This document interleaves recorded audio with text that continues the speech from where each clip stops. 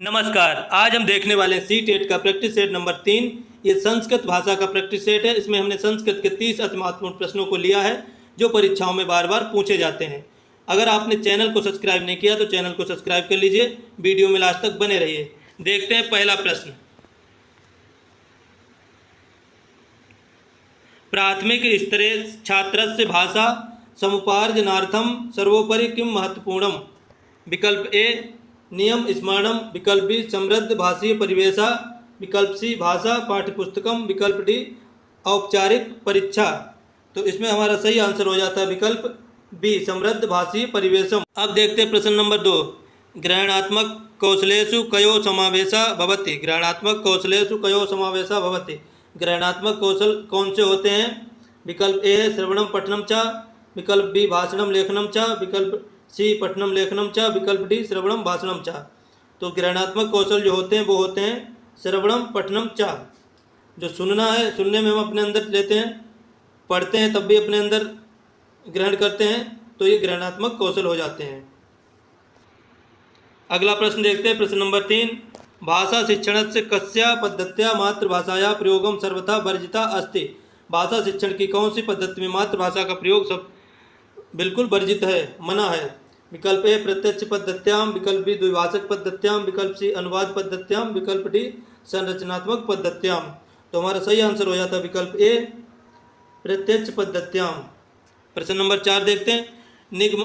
निगमात्मक विधो शिक्षणम कस्मात् का प्रति चलति? निगमात्मक या जो निगमनात्मक विधि होती है उसमें शिक्षण किस प्रकार से चलता है? विकल्प ए उदाहरणात् नियमम प्रति, विकल्प बी नियमात उदाहरणम प्रति, विकल्प सी मूर्तात् अमूर्तम प्रति, विकल्प डी स्थूलात् सूक्ष्म प्रति। जो निगमनात्मक शिक्षण पद्धति होती है उसमें पहले आता है नियम, बाद में उदाहरण। तो विकल्प बी सही हो जाता है, पहले नियम बाद में उदाहरण। जो आगमन पद्धति होती है उसमें पहले उदाहरण आता है। अगर आगमन का पूछा जाता है तो हमारा विकल्प ए सही होता है। यहाँ पे निगमन का पूछा गया तो विकल्प बी सही होता है चौथे का। अब देखते हैं प्रश्न नंबर 5। कथा श्रवणम यानी कि स्टोरी टेलिंग भाषा शिक्षणे केन रूपेण प्रयुज्यते? केवल मनोरंजनाय, बी शिक्षण रणनीति रूपेण, सी अनुशासन पालनाय, विकल्प डी गृहकार्य प्रदानाय। तो हमारा 5वें का सही आंसर हो जाता है विकल्प बी शिक्षण रणनीति रूपेण कथा श्रवणम भाषा शिक्षणे प्रयुज्यते। प्रश्न नंबर 6। बहुभाषिकता कक्षायां का वर्तते? विकल्प ए भाषा शिक्षणे बाधा, विकल्प बी एका महती संपदा, विकल्प सी शिक्षकाणां कृते समस्या, विकल्प डी व्यर्थ समय व्यय। तो इसमें हमारा सही आंसर हो जाता है विकल्प बी एका महती संपदा। एक महती एक संपदा के रूप में उसको देखा जाता है, बहुभाषिकता को बाधा के रूप में नहीं देखा जाता। प्रश्न नंबर 7। लेखन कौशल विकासार्थम सर्वोपरि किम महत्वपूर्ण? लेखन कौशल के विकास के लिए सबसे ज़्यादा क्या महत्वपूर्ण है? विकल्प ए सुंदर हस्ताक्षरम, विकल्प बी विचारणाम अभिव्यक्ति, विकल्प सी शुद्ध वर्तनी, विकल्प डी कठिन शब्दानाम प्रयोगा। तो 7वें का हमारा सही आंसर हो जाता है विकल्प बी विचारणाम अभिव्यक्ति। लेखन कौशल का जो सबसे महत्वपूर्ण लेखन कौशल के विकास के लिए सबसे महत्वपूर्ण होता है विचारणाम विचारों की अभिव्यक्ति। प्रश्न नंबर 8। छात्रस्य पठन वैकल्यम केन संबंधम अस्ति? छात्रों का जो पठन विकार होता है, वैकल्य माने होता है विकार, वो किससे संबंधित है? डिस्लेक्सिया किससे संबंधित है? ए विकल्प गणितीय विकारेण, बी विकल्प पठन विकारेण, सी विकल्प मानसिक विकारेण, डी विकल्प व्यवहार विकारेण। तो जो डिस्लेक्सिया होता है, पठन वैकल्य होता है, वो पठन विकारेण सही हो जाएगा हमारा आंसर बी। प्रश्न नंबर 9। संस्कृत शिक्षणे दृश्य श्रव्य साधन किम अस्ति? संस्कृत शिक्षण में दृश्य श्रव्य साधन कौन सा है? दृश्य शब्द मतलब जिससे सुनाई भी देता हो जिसमें, और जो दिखाई भी देता हो। विकल्प ए दूरदर्शनम, विकल्प बी श्यामपट्टम, विकल्प सी आकाशवाणी, विकल्प डी चित्रम। तो हमारा सही आंसर हो जाता है दूरदर्शनम। इसमें दिखाई भी देता है, सुनाई भी देता है, तो दृश्य श्रव्य साधन हो गया है। आकाशवाणी की बात करें तो केवल दृश्य श्रव्य साधन होता है, श्यामपट्ट दृश्य साधन होता है, चित्र दृश्य साधन होता है, दूरदर्शन दृश्य श्रव्य दोनों इसमें है। प्रश्न नंबर 10। उपचारात्मक शिक्षण रिमीडियल टीचिंग कस्या अंतरम क्रियते? विकल्प ए निदानात्मक परीक्षण से, विकल्प बी वार्षिक परीक्षाया, विकल्प सी प्रवेश परीक्षाया, विकल्प डी गृह कार्य से। तो हमारा सही आंसर हो जाता है निदानात्मक परीक्षण से अंतरम क्रियते। प्रश्न नंबर 11। सतत एवं व्यापक मूल्यांकन यानी सीसी केन संबंधम अस्ति? सतत और व्यापक मूल्यांकन किससे संबंधित है? प्रश्न नंबर ए केवल पाठ्यपुस्तकेन, विकल्प नंबर 2 छात्राणाम सर्वांगीण विकासेन, विकल्प सी केवल परीक्षा अंक, विकल्प डी शिक्षकस्य मूल्यांकनेन। तो सही आंसर होता है छात्राणाम सर्वांगीण विकासेन संबंधम अस्ति। प्रश्न नंबर 12 भाषा अनुकरणेन शिक्षते इति कस्य वैज्ञानिकस्य विचारः। भाषा अनुकरण से आती है, ये किसका विचार है? ए विकल्प स्किनर, बी विकल्प चोम्स्की, बी सी विकल्प वाइगोत्स्की, डी विकल्प पियाजे। तो ये कथन है चोम्स्की का, भाषा विकास संबंधित। अब देखते हैं अगला प्रश्न, प्रश्न नंबर 13 भाषाया LAD अवधारणा केन दत्ता। भाषा की जो LAD लैंग्वेज एक्विजिशन डिवाइस, ये अवधारणा किसने दी है? तो ए विकल्प नोम चोम्स्की, बी विकल्प BF स्किनर, सी विकल्प जीन पियाजे, डी विकल्प पावलोव। तो ये किसने दिया है? तो ये दिया है नोम चोम्स्की ने, विकल्प ए सही हो जाता है। प्रश्न नंबर 14 व्याकरण शिक्षण से सर्वोत्तम विधि का मान्य थे। व्याकरण शिक्षण की सबसे उत्तम विधि कौन सी मानी जाती है? विकल्प ए आगमन निगमन विधि, विकल्प बी सूत्र विधि, विकल्प सी पाठ्य पुस्तक विधि, विकल्प डी कंठस्थीकरण विधि। तो 14 का हमारा सही आंसर हो जाता है विकल्प ए आगमन निगमन विधि। प्रश्न नंबर 15 संस्कृत भाषा शिक्षण से प्रथम कौशलम किम। संस्कृत भाषा शिक्षण का पहला कौशल कौन सा? ए विकल्प श्रवणम, बी संभाषणम, सी पठनम, डी लेखनम।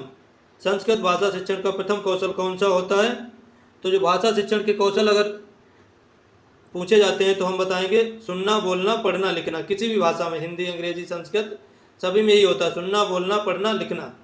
तो पहले सुनना, सुनना को बोलते हैं श्रवणम, तो विकल्प ए हो जाता है। पहले सुनना फिर बोलना, संस्कृत में कहें तो श्रवणम, भाषणम, पठनम, लेखनम। अब एक श्लोक दिया हुआ है, इसको पढ़कर हम प्रश्न नंबर 16 से 19 तक के उत्तर देंगे। विद्या ददाति विनयम, विनयाद याति पात्रताम, पात्रतात् तो धनम अपनोति, धनार्थ धर्मम तथा सुखम। यानी कि विद्या से विनय आता है, विनय से पात्रता आती, पात्रता से धन प्राप्त होता है और धन से धर्म होता है। जब धर्म होगा तो सुख होगा। प्रश्न नंबर 16 विद्या नरम किम ददाति। विद्या नरम किम ददाति। ए धनम, बी विनयम, सी सुखम, डी धर्मम। तो सही आंसर हो जाएगा बी विनयम। विद्या नरम विनयम ददाति। प्रश्न नंबर 17 पात्रताद् इति पदे विभक्ति। ए तृतीया, बी चतुर्थी, सी पंचमी, डी षष्ठी। पात्रताद् इसमें कौन सी विभक्ति होगी? तो इसमें विभक्ति है पंचमी, पात्रता से। उसके बाद प्रश्न नंबर 18 धनात् किम प्राप्यते इति श्लोके वर्णितम। विनया, धर्मा, अहंकारा, अज्ञानम। तो 18 का हमारा सही आंसर हो जाता है बी। धन से क्या प्राप्त होता है? धन से हम धर्म को प्राप्त कर सकते हैं, ऐसा श्लोक में वर्णित है। क्योंकि धन होगा तभी तो हम धार्मिक कार्य कर पाएंगे, धन नहीं होगा तो कोई भी धार्मिक कार्य संपन्न नहीं कर सकते हैं। 19 नंबर प्रश्न आपनोत इति क्रियापदे का लकारा अस्ति। आपनोत इति क्रियापदे का लकारा अस्ति। लट लकारा, लट लकारा, लंग लकारा, लोट लकारा। तो 19 का हमारा सही हो जाता है विकल्प ए लट लकारा। प्रश्न नंबर 20 हिमालयात गंगा प्रभवति। अत्र हिमालयात पदे का विभक्ति। हिमालय से गंगा निकलती। हिमालयात पद में कौन सी विभक्ति है? ए द्वितीया, बी पंचमी, सी तृतीया और डी सप्तमी। जब कोई भी चीज़ कहीं से अलग होती तो वहाँ पे कौन सी होती विभक्ति? पंचमी। पंचमी अपादाने, तो पंचमी विभक्ति हो जाती, विकल्प बी सही होता है। प्रश्न नंबर 21 सज्जना इति पद से संधि विच्छेद का भविष्य। सज्जन पद का संधि विच्छेद क्या होगा? सत प्लस जना, बी सम प्लस जना, सी सज प्लस जना, डी सा प्लस जना। तो सही विकल्प हमारा ए सत प्लस जना बराबर सज्जना। प्रश्न नंबर 22 प्रतिदिनम इति पदे का समासा अस्ति। ए तत्पुरुष, बी अव्ययी भाव, सी द्वंद्व, डी कर्मधारय। तो प्रतिदिनम, प्रति इसमें उपसर्ग आया है और उपसर्ग को कहते हैं अव्यय, तो इसमें हो जाएगा हमारा अव्ययी भाव समास, विकल्प बी सही होता है। प्रश्न नंबर 23 देखते हैं पठित्वा इति पदे का प्रत्यय वर्तते। पठित्वा में कौन सा प्रत्यय लगा हुआ? ए तुमुन, बी कत्वा, सी ल्यप, डी छात्र। तो पठित्वा इसमें त्वा आया है तो इसमें प्रत्यय होगा कत्वा। 23 का हमारा बी विकल्प सही होता है। अब देखते हैं प्रश्न नंबर 24 संस्कृत व्याकरण स्वर वर्णाम किम कथ्यते। संस्कृत व्याकरण में स्वर वर्णों को क्या कहा जाता है? विकल्प ए हल, विकल्प बी अच, विकल्प सी अण, विकल्प डी जस। तो संस्कृत में जो स्वर वर्णों को क्या कहा जाता है संस्कृत व्याकरण में, तो हमारा 24 का सही हो जाता है विकल्प बी। स्वरों को कहा जाता है अच और व्यंजनों को कहा जाता है हल। प्रश्न नंबर 25, गंगोदकम इति पदस्य संधि विच्छेद का। गंगोदकम पद में संधि विच्छेद क्या होगा इसका? ए विकल्प गंगा प्लस उदकम, बी विकल्प गंग प्लस उदकम, सी विकल्प गंगो प्लस दकम, विकल्प डी गंगा प्लस ओदकम। तो इसका हमारा सही आंसर हो जाता है विकल्प ए, गंगा प्लस उदकम बराबर गंगोदकम। 25 का हमारा सही हो जाता है विकल्प ए। अब देखते हैं प्रश्न नंबर 26, अक्षणा काना अत्र अक्षी शब्दे केन सूत्रेण तृतीय व्यक्ति भवति। ए विकल्प साधकतम कारणम, बी विकल्प एनांग विकारा, सी विकल्प संयुक्ते प्रधाने, डी विकल्प इत्थम भूत लक्षणे।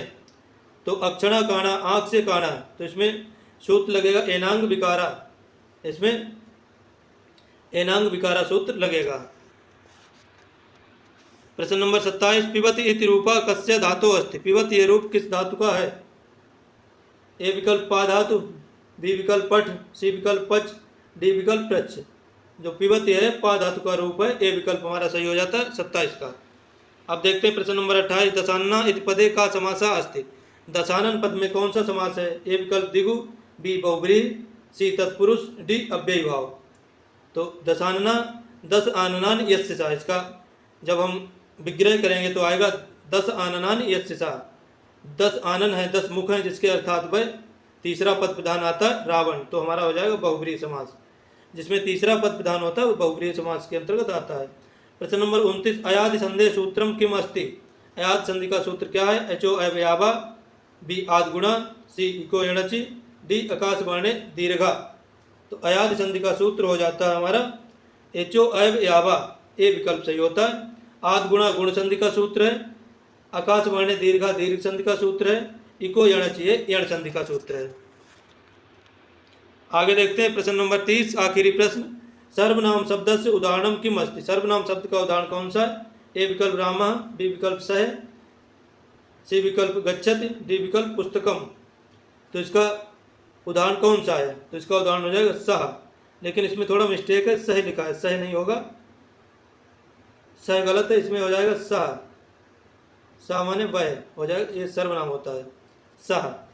आशा करता हूँ आपको वीडियो पसंद आया होगा। चैनल को सब्सक्राइब कर लीजिए, जुड़े रहिए हमारे साथ अपने नॉलेज को बढ़ाने के लिए।